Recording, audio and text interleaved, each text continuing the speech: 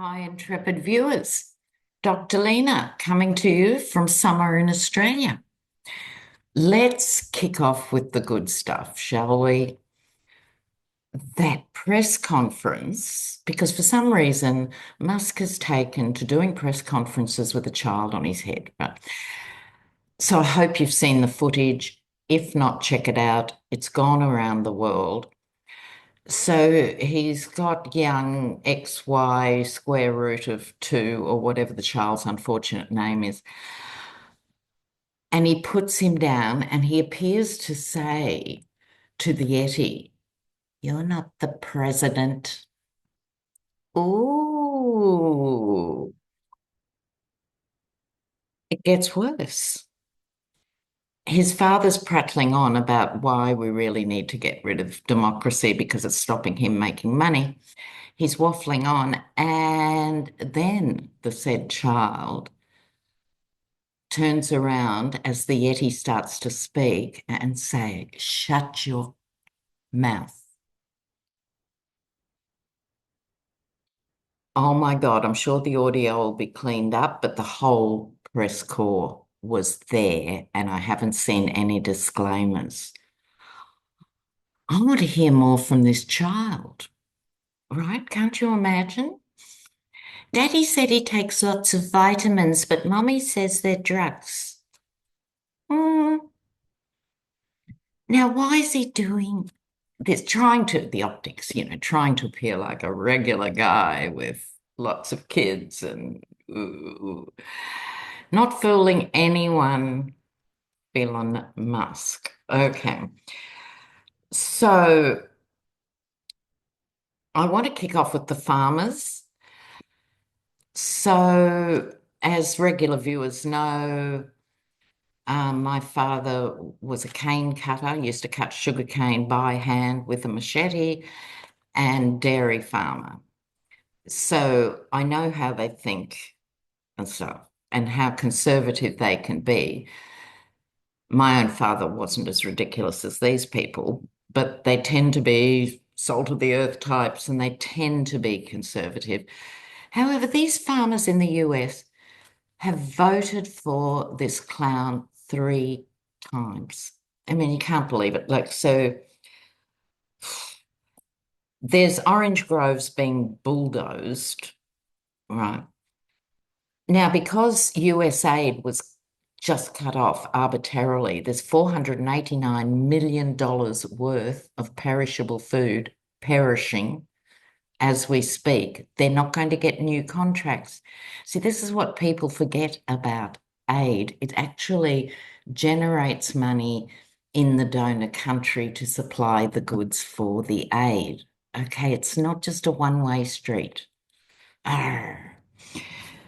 So all that's going on, and that's before the tariffs even arrive and before the seasonal workers situation is taken into account. So they're being slapped every which way sideways, right? So I want to have a little quick look here at the farmers. My question is, will they organize and speak out? Because these guys are largely, not always, but largely in red states. This has to impact on their representatives. Will they collectivize? Will they collectivize and speak out? I digress before I pull a card. One of my trademarks, if you're a new viewer, if it gives you the shits, I'm sorry, you're not going to really like this channel. Anyway, in the UK, new Labor leader Keir Starmer, Labor being the equivalent of the Dems, his first act was to cut off heating to pensioners. Second act, a tax on farmers for tractors. What? What?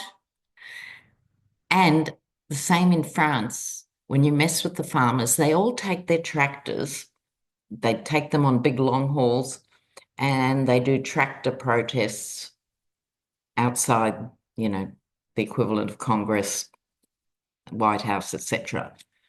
So will we see something like that? Okay.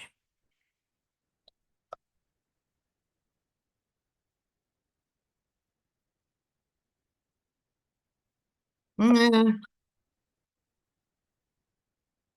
no, I'm not seeing it as organized. What I see is they're looking at where their money is coming from and how to make it stretch. Strength. They pride themselves on being strong.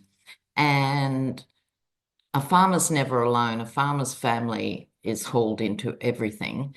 So they pride themselves on being strong. What happens when terrible economic situations arise? Um, you often see farmers who unalive themselves because they're tough till the last minute and they can't face it. So I think they're strong now, but freaked out. Oh, nostalgia. They never say it was better under Biden. That never crosses their lips.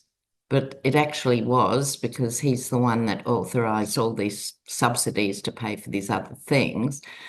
But it's more a generic um, sort of nostalgia. They're going to work away and do what they can. But farming these days is a very expensive business. They're in debt for often hundreds of thousands of dollars, and then you're at risk of a flood or a fire or a caterpillar plague or an out of control government. So they're at this stage of hunkering down, but they are going to be talking to their officials in big numbers. Now, America, like Australia, is a physically big country. I think they should be thinking about things like the tractor protests in their nearest towns. They're not all going to get to Washington. It doesn't seem to be how American farmers think, but they can get to their representatives on their tractors and make a splash. Okay, so next big question, as the tariffs are hovering, wait till I just give these cards a good mix-up. For the US now, where's the gas going to come from? Given that we've found out because of the tariffs and everything else, 60% comes from Canada. It's actually only something like 7% comes from Saudi.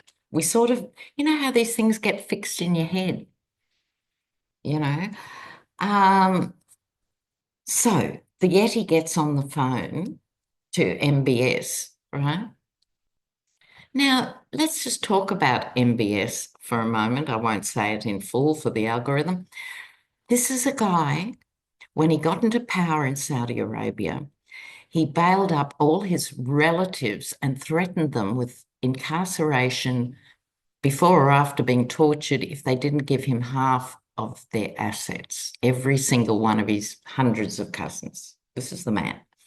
So the Yeti, drunk on power, goes, now, MBS, we want you to produce more oil and make it cheaper to send to us. Okay.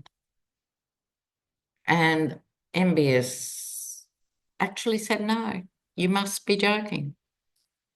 The whole of OPEC would have been on the phone to each other going, is he mad? No, drives their price down. They're just as selfish as he is. Hmm. The world is shrinking, no? So it's not going to come from there. So the problem, it seems to me, is the US doesn't produce enough good quality oil, can't refine the light crude that you've got, the refineries in other places, and no Republican government ever got their act together to actually build the right refineries. Duh. And so, over a barrel, so to speak, with gas.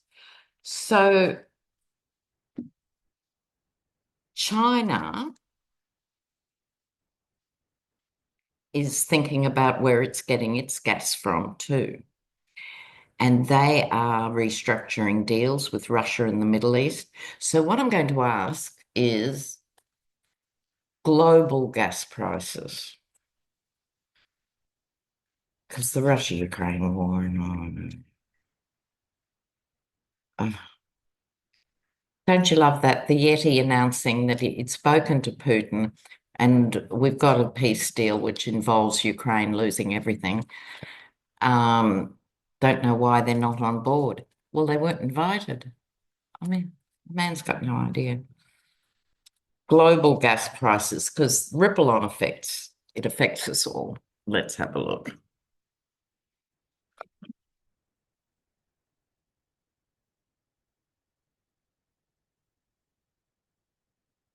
All right. Well, all of the first world countries saw great prosperity after the Second World War. This was the halcyon days of, fun in the sun. And I'm being sarcastic here, but in terms of there seemed like infinite oil. And you can drill, baby, drill all you like, but if you haven't got the next stage, you're still dependent on other countries.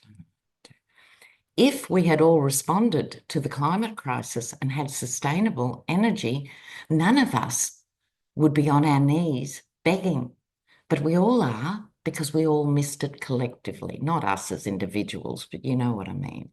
They failed to make countries secure by having their own energy. So this was the glory days. Then comes the false night. I think in a way this represents Saudi itself. The night in this deck that I designed with Sienna Rose, set in Venice. He wears a mask. I think this is Saudi playing a double game as it always has. Probably were very polite to the Yeti on the phone and then went and burdened an effigy. You know what I mean? Like false night. So I think there's going to be false hope because the Yeti surrounds himself with yes people. It'll be okay. Canada will give in. It'll be okay. Saudi will do it just in 6 months. They'll lie to him. Everyone will lie to him. He lies to everybody. It's a perfect circle of deception. The government's going to have to do something, right?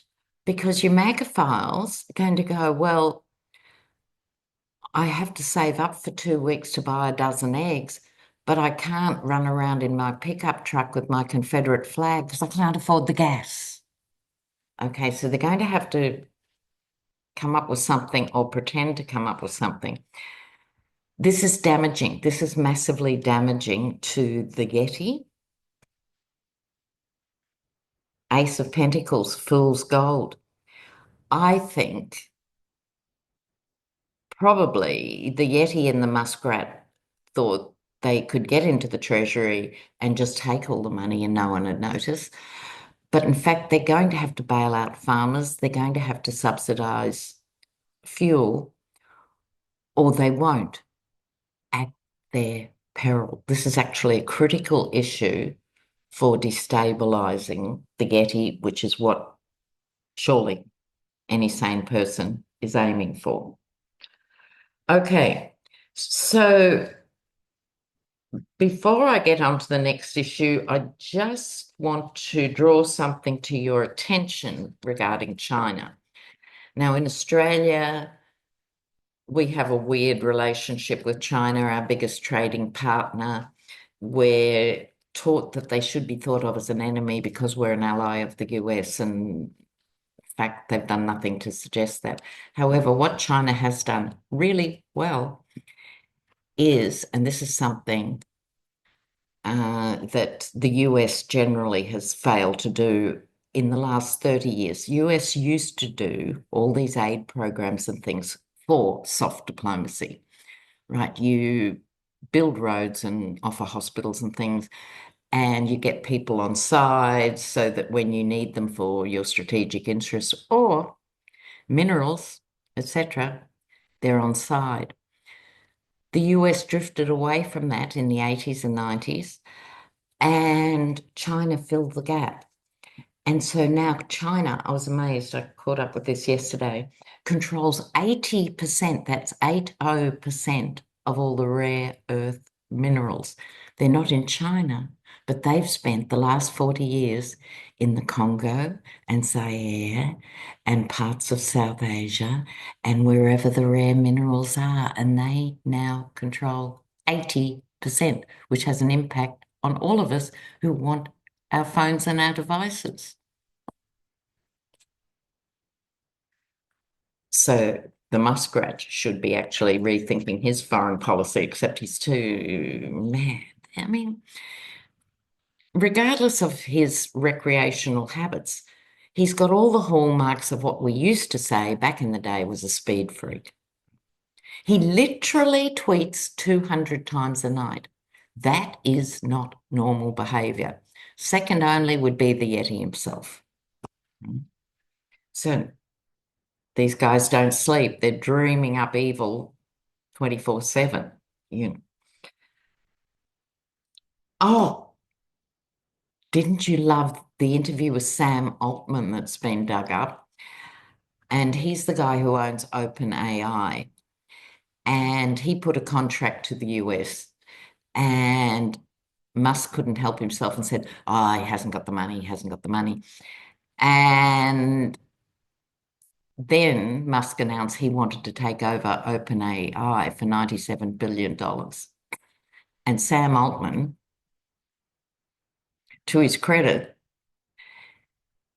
said no, no, that makes a change. But the killer line was, the thing with Elon Musk is he's coming from a place of insecurity. He's always been insecure.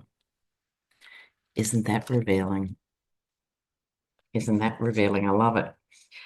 Now, we have to move on. Just bear with me a moment. Oh, we have to talk about Curtis Yarvin before I get to the next big thing with Congress, because what's happening in Congress in the next week or two actually impacts the whole future of everything. So wait for that. But Curtis Yarvin, I'd heard his name, didn't mean anything to me. A few people sent me things about him. Now that he is he's actually the mastermind behind, well, I wouldn't call it mastermind because it implies you've got a working brain. He's just one of the tech bro thinkers, and he says things like America just has to get over its dictator phobia. Now, that would just be a throwaway comment unless he had the ear of Musk and the ear of Vance, right? He is the author of Designed Chaos. It looks to us like total random chaos. It is not. It is by design because that's how they think they're going to pounce. So that's why it's massively important to have calming techniques at your disposal. Right. Yeah, it's like Project 25, but exclusively for the tech bros. So one of the things he says is you put a CEO in charge as a shadow president. Sound familiar? Right. So pay attention to the name Curtis Yarvin because he's driving these ideas and now Vance is fully on board. Now, as democracy teeters, right, we've got to be brave and look at what's happening. We can't put our heads in the sand, right? It is obvious that despite both the Yeti and Musk losing every court case, the courts haven't got the power to stop them. That's the legislative arm gone. The Supreme Court, we know, is compromised, ruling by decree. Okay. The last institution, for want of a better word, standing is Congress, that is full of right-wing nutcases. So this is not a marvelous position.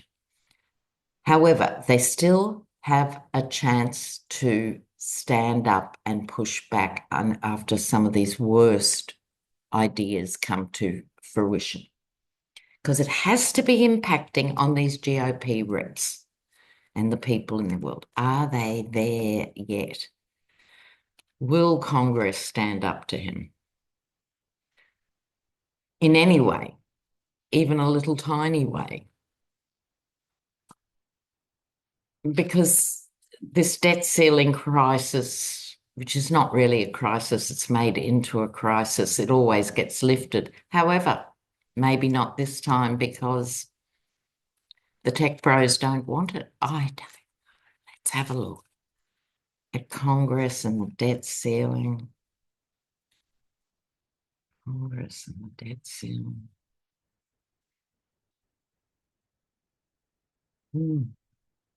Okay.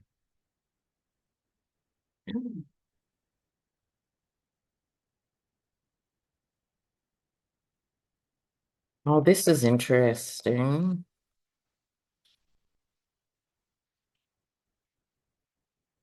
All right. Could be something at the 11th hour, even if they're only saving their own lily white asses. Look at this. The Yeti is not sending anything to Congress.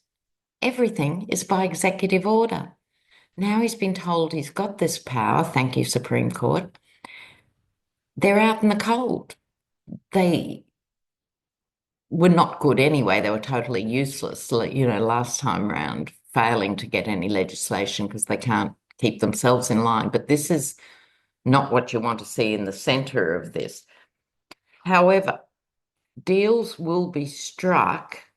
This should be enough, hopefully, to just get through this particular crisis. But they're genuinely confused.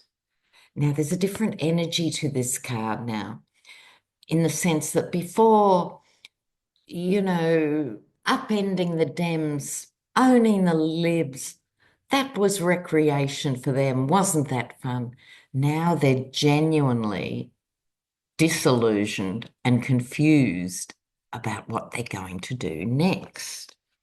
Here's the card that now seems to always represent fool's gold, but this will be an attempt. It's over the impoverished card, right? They'll come up with something that will have a twist in the tail, like something they can't deliver, or money they don't have, or money they thought they had access to. Did they have to fight for the right to be a Congress, right? Three arms of government?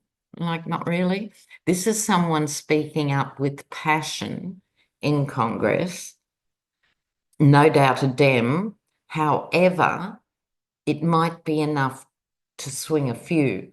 Now, we've already established that the GOP is living its own type of nightmare now. They're afraid of their leader. They're afraid of their voters. They're afraid of everything. They're afraid of their own shadows, right? So this is someone who gives, from the battlements sort of speech that could rally them. There is a piercing of the crown here. They might just do it. Oh, God, I hope so. They might just do it. It won't be wonderful. It won't be smooth. It won't be enough. But at least, if nothing else, they're saving their own jobs, right? He stops sending things to you. If you don't speak up, he won't know you're even there, right? They've got to save it for themselves. We're not talking altruistic, my poor people. Speaking of that, did you see about the 22-year-old who died of an asthma attack because his inhaler when he went to Walgreens was $500. What? It was an inhaler. $500 and his insurance didn't cover it. What? Look, let me just share something with you guys so you don't think I'm just being gloom and doom here. Things are so bad, and you guys are struggling with, I've got a name for it now, I saw during the week, vicarious trauma.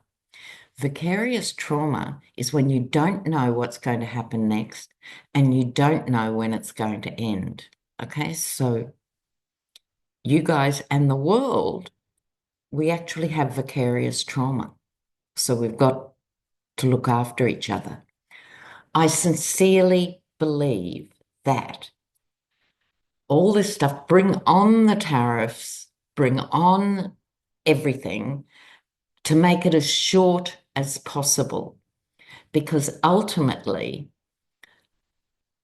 a realistic option is if MAGA finally get it, with all these things adding up, they haven't got it yet. This one has and that one has, but they as a group haven't. But they will get there really fast from this point on.